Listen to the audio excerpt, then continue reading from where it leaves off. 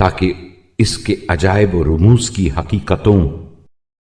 اور اس کی متنبع کرنے والی مثالوں کو کہ جنہیں اٹھانے سے پہاڑ اپنے استحکام کے باوجود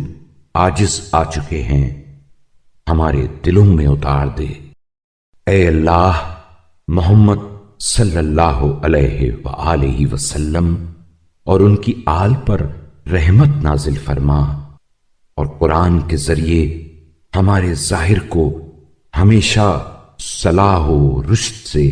آراستہ رکھ، اور ہمارے ضمیر کی فطری سلامتی سے غلط تصورات کی دخل در اندازی کو روک دے، اور ہمارے دلوں کی کثافتوں اور گناہوں کی آلودگیوں کو دھو دے، اور اس کے ذریعے ہمارے پراگندہ امور کی شیرازہ بندی کر، اور میدان حشر میں ہماری جھلستی ہوئی دوپہروں کی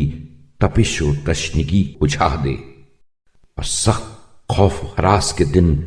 جب قبروں سے اٹھیں تو ہمیں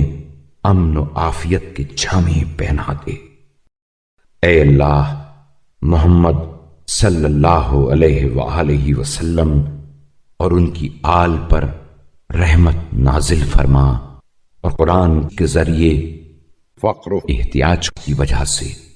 ہماری خستگی و بدحالی کا تدارک فرما،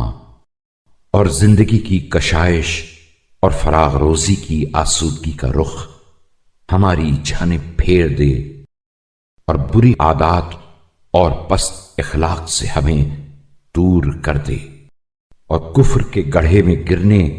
اور نفاق انگیز چیزوں سے بچا لے، تاکہ وہ ہمیں قیامت میں